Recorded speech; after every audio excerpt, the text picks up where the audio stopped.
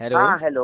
हाँ, जी, नमस्कार। एफएम विविध भारती आकाशवाणी वाराणसी से मैं ध्वनि मित्र पांडुरंग पुराणिक आपसे दूरभाष के माध्यम से जुड़ा हूँ और स्वागत जी, कर जी, रहा हूँ आपका। हम अपने श्रोताओं को बता दें कि इस समय हमारे साथ हैं काशी हिंदू विश्वविद्यालय के संस्कृत विद्या धर्म विज्ञान संकाय के associate professor doctor Madhav Janardan Ratate ji. बहुत बहुत स्वागत है आपका। नमस्कार।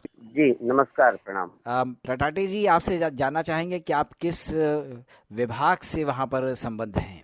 जी, काशी हिंदू विश्वविद्यालय में जी महामना जी के द्वारा स्थापित संस्कारों एवं संस्कृति के संवर्धन के लिए जी जी संस्कृत या धर्म विज्ञान संकाय है। जी जी जी वहाँ पर धर्मशास्त्र मीमांसा विभाग में इस समय मैं एसोसिएट प्रोफेसर के पद पर कार्यरत। जी जी जी।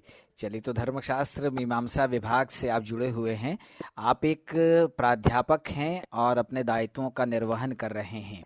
एक अध्यापक होने के नाते जो वर्तमान स्थिति है कोरोना को लेकर, जी, जी, जी, इसमें अध्यापक भी चिंतित हैं और विद्यार्थी भी चिंतित हैं कि उनका जो अध्ययन अध्यापन का कार्य है वो निश्चित जी, रूप से जो सामान्य रूप से होता रहा है वो प्रभावित हो रहा है। और ये कब जी। तक किस तरह से प्रभावित रहेगा और कैसे सुचारू होगा, सबका चिंतन इस पर चल रहा है। आप एक हाँ, प्राध्यापक की दृष्टि से इसको किस तरह से देखते हैं? कब ये सुधरेगा विद्यार्थियों की, और आप लोगों की चिंता किस तरह से दूर होगी? क्या क्या इसमें अभिनव प्रयोग किए जा रहे हैं? क्या हो रहा है, बताइए। जी, देखिए, ये जब लॉकडाउन का जब ये पीरियड मतलब जो शुरू हुआ, जी ये 22 मार्च से शुरू हुआ। जी जी और उससे पहले हमारे यहाँ विश्वविद्यालय में जो अध्यापन चल रहे थे, जी जी। क्योंकि हमारे यहाँ सेमेस्टर प्रणाली है, हम्म। तो दिसंबर से लगभग अप्रैल तक हमारे यहाँ अध्यापन होता है और मई में परीक्षाएं होती हैं जी सामान्यतया। तो अध्यापन चल रहा था, लेकिन ये 22 मार्च से जब डिस्टरबेंस हो गया, जी जी। तो सरकार के निर्देशानुसार हम लोगों ने ऑनलाइन अध्यापन प्रारंभ कर दिया। अच्छा। लगभग 25 मार्च से जी। हम लोग ऑनलाइन अध्यापन करने लगे हम्म। और पूरा अप्रैल और आधे मई तक हम लोगों ने अध्यापन किया। जी और अब उस सेमेस्टर का जो कोर्स होता था, वो कोर्स हम लोगों ने कंप्लीट कर लिया है। लगभग लगभग जी जी सभी के जो कोर्स थे वो कंप्लीट हो गए हैं। जी जी जी और अब हम लोग भी इसी चिंता में है कि आगे अब बच्चों की सेमेस्टर परीक्षाएं किस प्रकार से हों। फाइनल परीक्षाएं हैं, बीएचयू में तो एंट्रेंस एग्जाम्स भी होने के जो है समय आ गए हैं। समय क्या, उनका समय काफी एग्जाम्स का समय तो बीत भी चुका है। जी जी लेकिन अब यही चिंता है कि कैसे इन बच्चों के एग्जाम्स हों, कब हम लोग इस कोरोना के संकट से मुक्त हों, जी और क्या ऐसी व्यवस्था की जाए कि जल्द से जल्द फिर से सभी बच्चे अपने अपने जो कार्य हैं उसमें सुचारू रूप से फिर से संलग्न हो जाएं। जी जी जी इसके लिए हम लोग भी प्रयासरत हैं। जी ये छात्रों के, जहाँ तक आवासीय व्यवस्था की बात थी, जी तो विश्वविद्यालय प्रशासन ने जितने भी छात्र आवास में थे, छात्रावास में, जी उनमें से जितना संभव हो सका, एक आध दो तो छूट गए हैं, लेकिन सभी को अपने अपने घरों में भेज जी दिया है जी इस जी समय। जी।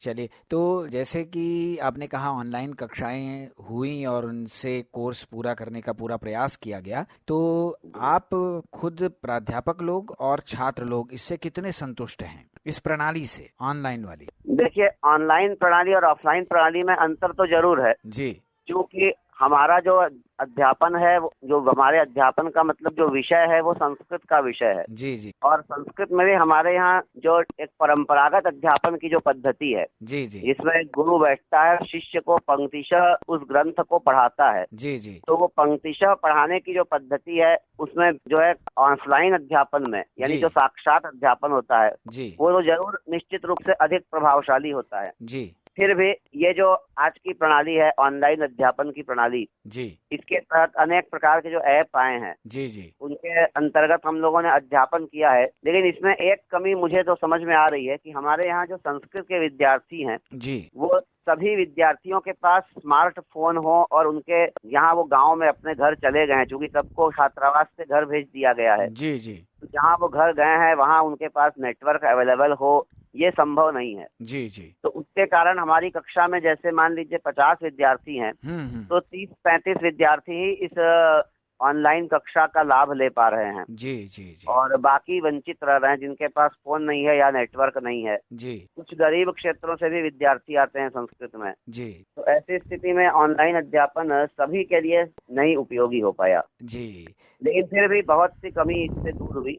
आपको क्या लगता है कि कब तक ये सारी चीज़ें सामान्य हो पाएंगी, जो कक्षाएं हैं या जो परीक्षाएं हैं वो कब तक होने की संभावना है, क्या अनुमान?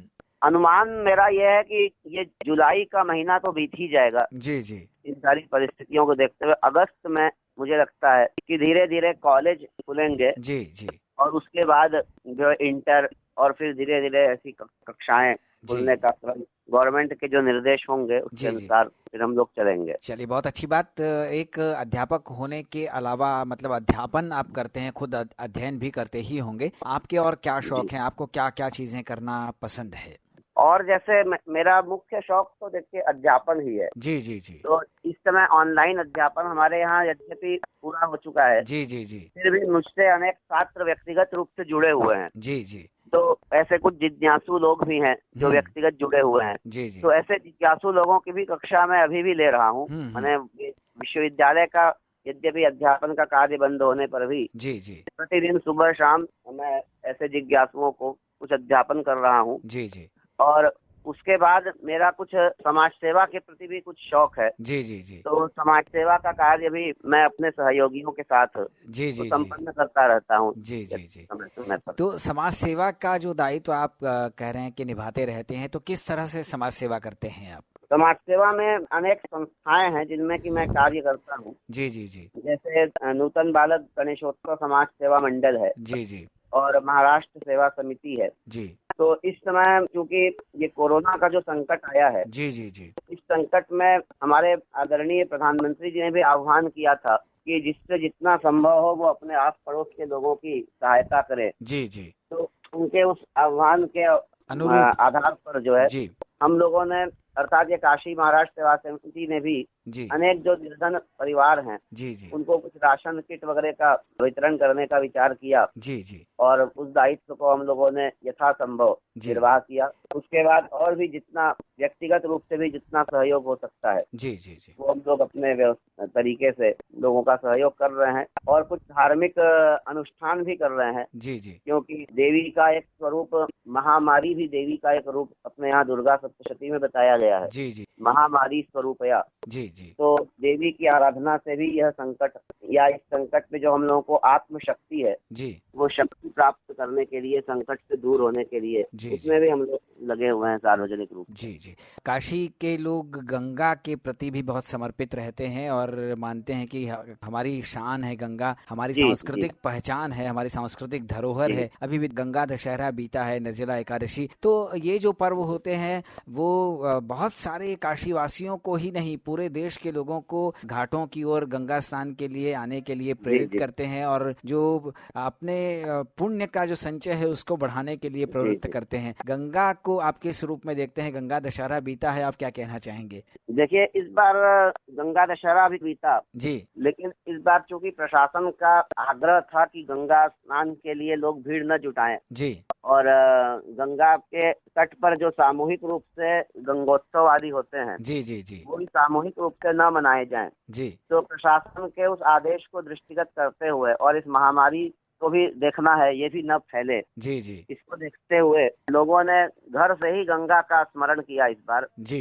क्योंकि माता गंगा का तो गंगा जी के लिए कहा जाता है कि गंगा गंगेति यो ब्रूयात योजनानाम शतैरपि जी जी मुच्यते सर्व पापेभ्य विष्णु लोकम स गच्छति। तो यद्यपि गंगा में स्नान तो अत्यंत पुण्यदायी है, अत्यंत पवित्र है स्नान करना, किंतु अब ऐसी विकट परिस्थिति आई है, ये आपद धर्म है। जी जी जी तो इस आपद धर्म में यदि गंगा का दूर से स्मरण भी करें, गंगा का दूर से दर्शन भी कर लें जी तो भी निश्चित रूप से मुझे लगता है पुण्य प्राप्त होगा ही। जी जी और गंगोत्सव भी हम लोग गंगा जी के तट पर प्रतिवर्ष मनाते रहे हैं। गंगा दशहरा के दिन विशेष रूप से वहाँ गंगा तट पर आरती वगैरह हुआ करती थी। जी जी जी लेकिन इस बार प्रशासन का निर्देश था तो हम लोगों ने वो गंगोत्सव भी बिल्कुल संक्षेप में 4-5 लोगों ने जी जी जी घर में ही गंगा की फोटो रख करके जी जी और सोशल डिस्टेंसिंग का पालन करते हुए गंगा की फोटो घर में ही रखकर उनकी आरती करके, जी जी और ये जी उत्सव बहुत छोटे में जी हम जी लोगों ने संपन्न किया इस वर्ष। जी जी जी चलिए, बहुत अच्छी बात है। माँ गंगा जो भी इस तरह की आपत्ति विपत्ति आई है उसको दूर करें, जी यही हम सब जी जी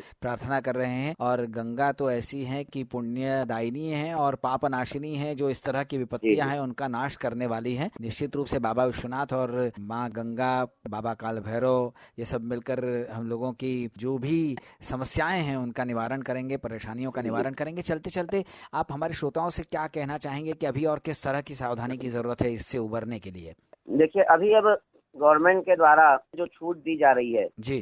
तो मुझे यही सलाह देनी होगी कि इस छूट का लोग दुरुपयोग न करें। हम्म। जो छूट दी जा रही है उसका में भी अपने को बिल्कुल सुरक्षित रखें, जी सोशल डिस्टेंसिंग का पूर्ण रूप से पालन करें, और जी आप जहां भी जाते हैं वहां भी लोगों से दूरी बनाए रखें, सैनिटाइजर्स का उपयोग करें, क्योंकि अभी ये संकट टला नहीं है। जी जी ये संकट दिनों दिन, अखबार का जो आंकड़ा हम लोग देखें तो बढ़ता ही जा रहा है, मरीजों की संख्या दिनों दिन बढ़ती ही जा रही है। जी किंतु ऐसी स्थिति में देश भी चलाना है, अर्थव्यवस्था और शिक्षा व्यवस्था को भी चलाना है, जी जी और ये संकट इतनी जल्दी जाने वाला भी नहीं है। जी जी इसी जी के साथ अब जीने का हम लोगों को जीवन में एक अभ्यास बनाना है। जी बिल्कुल बिल्कुल। तो इसके लिए हम लोग पूरे समय जो है बाहर यदि जाएं जी तो पूरी सावधानी से जाएं, घर आकर के भी पूरी व्यवस्था के साथ अपने, जैसे मैं तो अपना व्यक्तिगत ही करता हूं, घर आता हूं तो पूरे कपड़े भिगो करके जी और जी स्नान करता हूं और तब घर में अंदर प्रवेश करता हूं। जी जी तो इस जी तरह की जो सुरक्षा की व्यवस्था है जी जी वो निश्चित रूप से सब लोग करेंगे